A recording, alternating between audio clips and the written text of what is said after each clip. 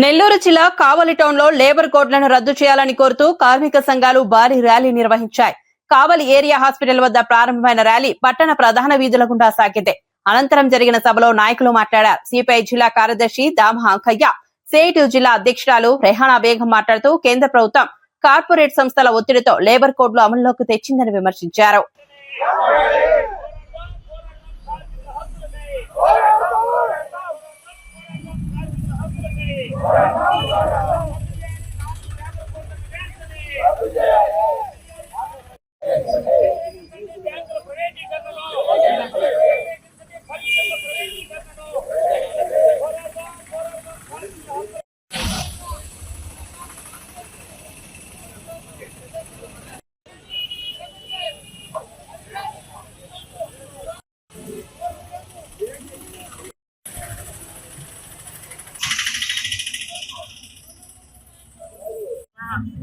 నరేంద్ర మోడీ గారు అధికారంలో రాకముందు సంవత్సరానికి 2 కోట్ల ఉద్యోగాలు ఇస్తామని చెప్పని, విదేశీ బ్యాంకుల్లో ఉన్న డబ్బులంతా 10,000 చెప్పని అనేకమైన వాగ్దానాలు ఇచ్చి అధికారంలోకి రావడం జరిగింది.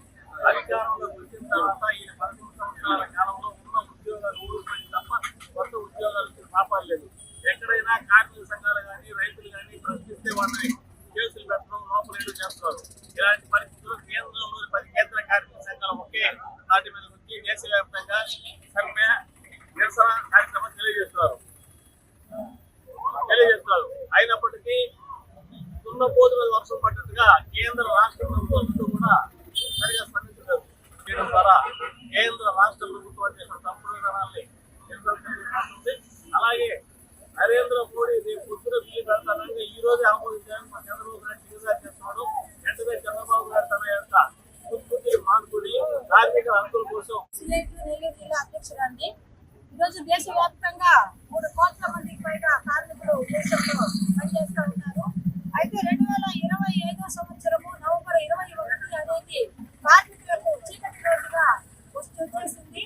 ఎందుకంటే కేంద్ర ప్రభుత్వం ఉన్నటువంటి కోడ్స్ అన్ని కూడా, కార్మిక చట్టాలన్నీ కూడా సవరించి 21న పార్లమెంట్ ఆమోదానికి పెట్టడం జరిగింది. అయితే 2019లో కనీస వేతనాల చట్టం తీసేశారు. అట్లాగే 20